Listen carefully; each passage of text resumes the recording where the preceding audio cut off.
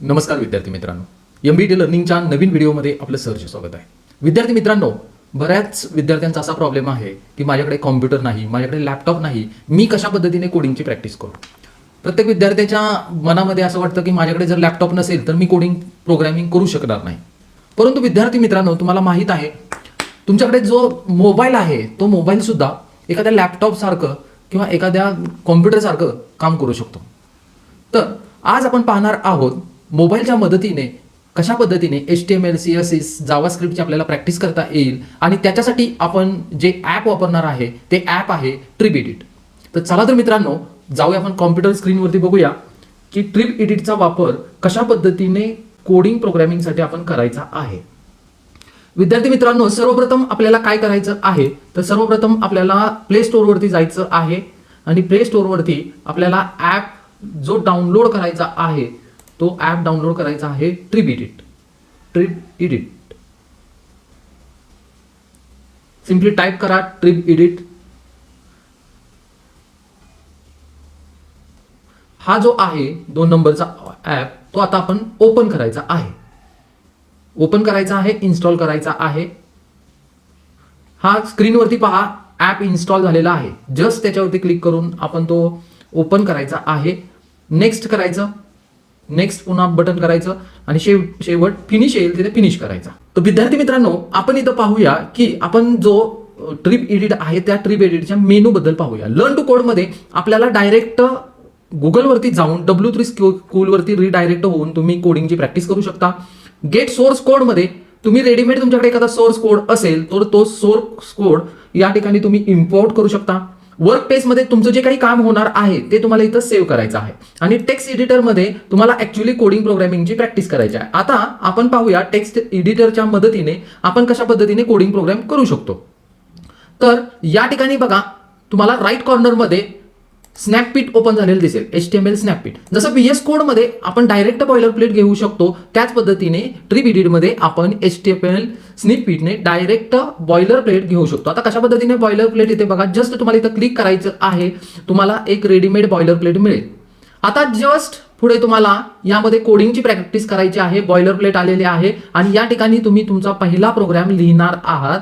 तर त्या अगोदर आपण फाईल मॅनेजरमध्ये जाऊन एक फाईल आपल्याला फोल्डर तयार करायचा आहे फाईल मॅनेजरमध्ये. तर या ठिकाणी बघा मी न्यू फोल्डर तयार करतोय. त्याला मी नाव देतो 01 HTML असं नाव दिलंय 01 HTML. हा फोल्डर तयार करायचा आहे आणि नंतर आपण ॲपवरती जायचं आणि हा फोल्डर सिम्पली इम्पोर्ट करायचा. म्हणजे जे काही आपलं काम असेल ते संपूर्ण काम या फोल्डरमध्ये तुमचं सेव्ह असेल. आता या ठिकाणी या फोल्डरमध्ये HTML हा फोल्डर दिसतोय तुम्हाला, त्यामध्ये एक आपण नवीन फाईल तयार करणार आहोत. तिला सिम्पली नाव द्यायचं आहे index.html. हे फाईलला आपण नाव द्यायचं आहे.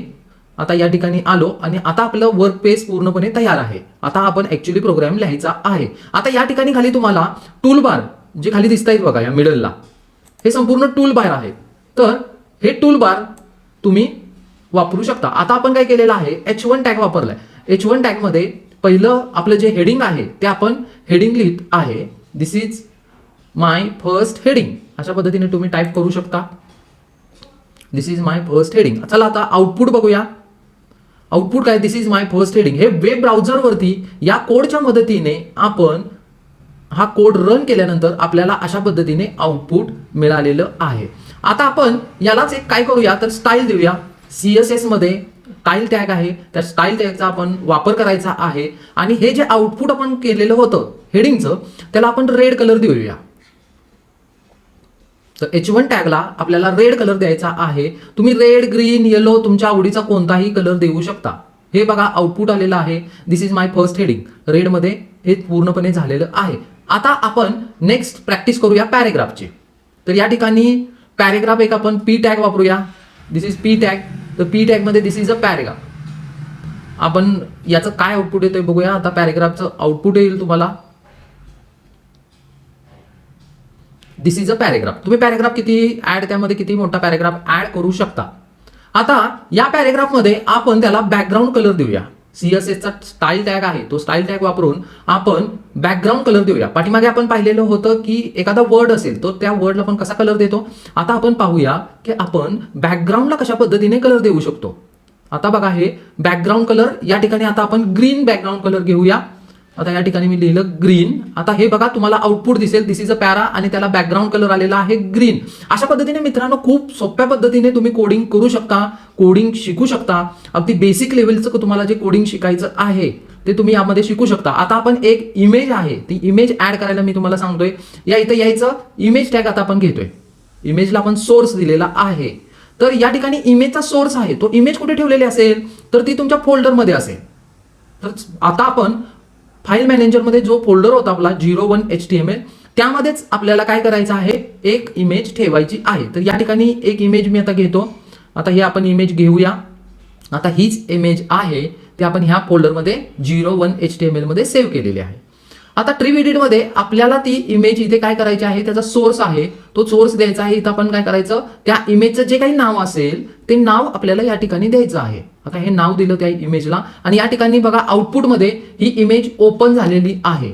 अशा पद्धतीने इमेज ओपन झालेली आहे. आता मित्रांनो या ठिकाणी तुम्हाला अल्ट टॅग दिसतोय. अल्ट टॅग म्हणजे काय, कधी जर नेटवर्क नसेल तर काय होतं की इमेज ओपन होत नाही. तर ती इमेज ओपन झाली नाही तर आपण काय वापरतो, अल्ट टॅग वापरतो, अल्टरनेट. तर त्या ठिकाणी अल्ट टॅग आपण दिलेला आहे. आता आपण एक व्हिडिओ घेऊया. आता व्हिडिओसाठी काय करूया, आपण व्हिडिओसाठी सर्वप्रथम व्हिडिओ 01 HTML मध्ये आपण ऍड करूया आणि 01 HTML मध्ये हा व्हिडिओ ऍड झालेला आहे. आता काय सिम्पली करायचं आहे, या प्रोग्राम मध्ये तुम्हाला व्हिडिओ टॅग वापरायचा आहे. चला तर मग आपण इमेज टॅग वापरला, तसाच आपण इथं खाली बघा हे रन होते, इथून मी व्हिडिओ टॅग सिलेक्ट करतो. आता या ठिकाणी व्हिडिओ टॅग, व्हिडिओ त्याचा सोर्स देऊया, तोच होता जे व्हिडिओला नाव दिलेलं होतं ते नाव द्यायचं आहे. सोर्स मध्ये MP4 व्हिडिओ आहे म्हणून इथे त्याचा .mp4 open tag, close tag. आता आपण हा क्लोज टॅग दिलेला आहे. आता प्रोग्राम रन झालेला आहे. आता रन झाल्यानंतर इथे बघा तुम्हाला दिसतोय व्हिडिओ ओपन झालेला आहे. तर त्याचं आउटपुट आपण करूया, त्याचे कंट्रोल, व्हिडिओचे कंट्रोल्स असतात ते आपण कंट्रोल्स देऊया. आता कंट्रोल्स दिले की आपल्याला तो व्हिडिओ कंट्रोल करता येईल. आणि या ठिकाणी बघा हा व्हिडिओ ओपन आता आपण करूया, ओपन झालेला आहे. गणपती बाप्पांचं दर्शन झालेलं आहे. हा व्हिडिओ आहे. वेबसाईटवरती तुम्ही अशा पद्धतीने कोणताही व्हिडिओ अपलोड करू शकता. अशा पद्धतीने खूप छान असं तुम्ही कोडिंगचं प्रॅक्टिस करू शकता.